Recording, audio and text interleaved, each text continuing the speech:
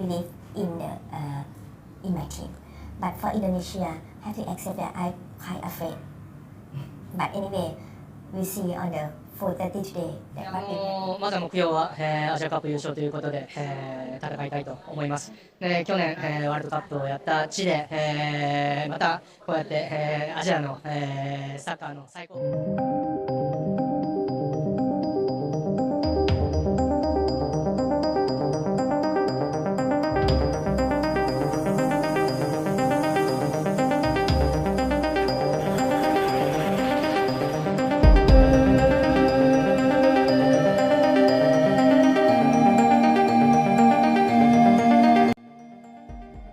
Ucapan mengharukan dari Madam Pang usai Indonesia ditunjuk jadi tuan rumah Piala Dunia. Malaysia protes tak setuju Indonesia tuan rumah Piala Dunia sampai ngomong begini. Namun sebelum kita lanjut ke berita terlengkapnya, alangkah baiknya bagi kalian untuk menekan tombol like terlebih dahulu. Dan yang belum subscribe, tolong subscribe channel ini dulu, karena satu like dan satu subscribe dari kalian itu ternyata bisa menambah pundi-pundi pahala untuk kalian. Dan bagi orang baik yang sudah subscribe dan like channel ini, saya pribadi ucapkan terima kasih dan yuk, langsung saja kita ke pembahasannya. ASEAN bangga punya Indonesia.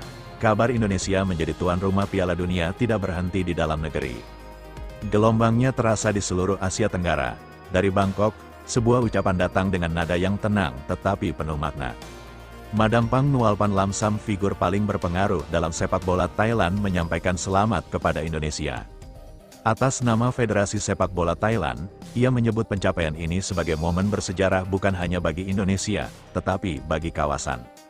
Dalam pernyataannya, Madam Pang menegaskan bahwa Piala Dunia di Indonesia adalah bukti bahwa Asia Tenggara telah naik kelas. Dari wilayah pengikut menjadi wilayah penyelenggara, dari pasar menjadi panggung utama. Thailand melalui federasinya menyatakan kesiapan untuk mendukung penuh kesuksesan turnamen ini.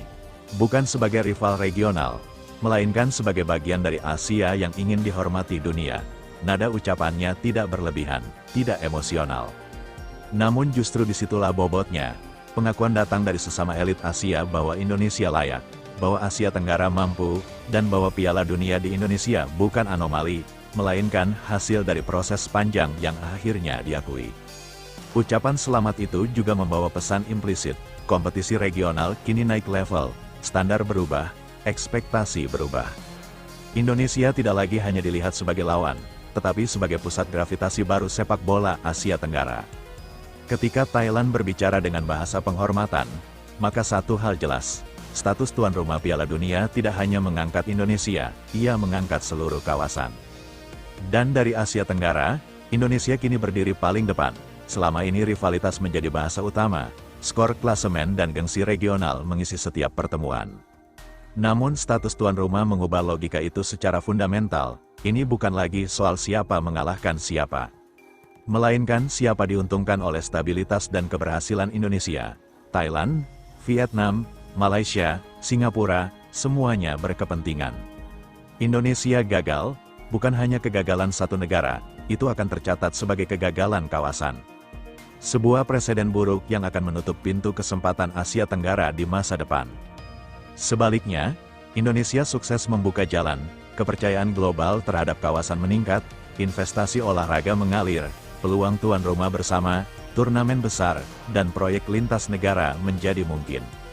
Rivalitas tidak hilang, namun ia bergeser level dari saling menjatuhkan menjadi kepentingan bersama untuk menjaga standar. Inilah fase dewasa Asia Tenggara, bukan lagi sekadar kompetisi, melainkan koalisi kepentingan regional. Selama puluhan tahun, Asia Timur berdiri sebagai wajah tunggal Asia di sepak bola dunia. Jepang dan Korea menjadi referensi, menjadi tolok ukur, menjadi pintu masuk satu-satunya ke panggung global. Asia Tenggara berada di belakang. Menunggu giliran, menunggu validasi, menunggu kesempatan. Kini pola itu runtuh, Asia Tenggara tidak lagi menunggu. Jalur lain terbuka dan Indonesia berdiri di pusatnya. Menjadi tuan rumah Piala Dunia bukan sekedar kehormatan. Ini adalah reposisi kekuatan.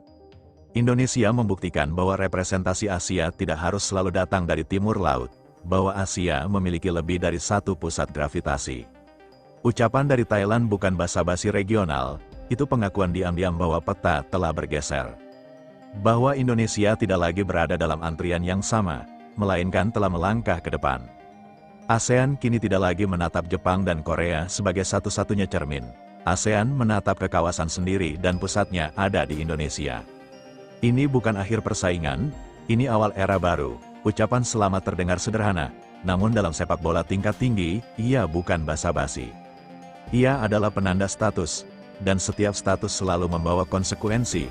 Sejak Indonesia ditetapkan sebagai tuan rumah Piala Dunia, segala standar berubah total, bukan bertahap, bukan perlahan, berubah seketika. Indonesia tidak lagi boleh tampil sebagai negara berkembang, tidak ada lagi ruang untuk alasan proses, transisi, atau pembelajaran. Setiap pertandingan timnas Indonesia kini dibaca dengan kacamata tuan rumah, setiap sentuhan, pergerakan, dan keputusan taktis dinilai dengan standar tertinggi.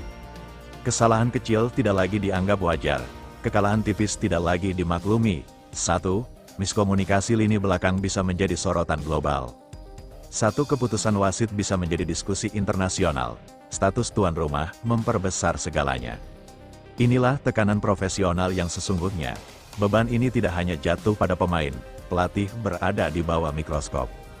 Manajemen federasi diawasi, struktur kompetisi domestik ikut dinilai. Semuanya saling terhubung. Satu celah kecil bisa menjalar kemana-mana. Indonesia kini hidup dalam ritme berbeda, ritme negara yang tidak lagi menunggu kalender FIFA. Tidak sekadar menyesuaikan diri pada kebijakan global, sebagai tuan rumah, PSSI dan Indonesia ikut membentuk agenda.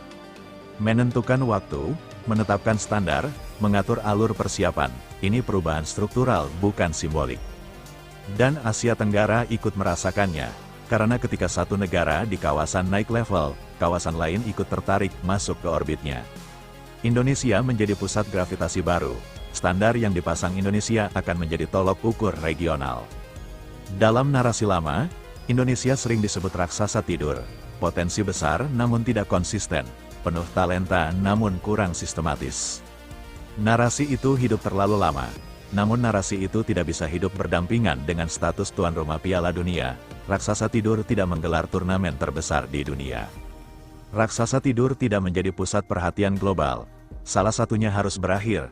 Ucapan selamat dari Thailand dan negara-negara ASEAN lain menjadi penanda senyap bahwa era lama telah ditutup.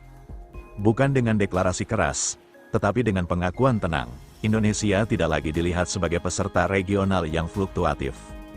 Indonesia kini diposisikan sebagai jangkar kawasan, sebagai penentu arah, bukan pengikut, dan disitulah tekanan terbesar muncul bukan dari luar, tetapi dari dalam. Karena ketika dunia berhenti meremehkan, alasan untuk gagal ikut menghilang. Tidak ada lagi tameng psikologis, tidak ada lagi label underdog yang bisa disembunyikan. Yang tersisa hanya satu tuntutan menjadi layak, layak sebagai tuan rumah, layak sebagai pesaing, layak sebagai wajah baru Asia. Setiap latihan kini punya bobot berbeda, setiap uji coba bukan lagi eksperimen, tetapi simulasi sorotan global. Setiap keputusan tim pelatih akan dicatat bukan hanya oleh publik nasional, tetapi oleh dunia. Inilah harga dari posisi baru. Status ini tidak diwariskan.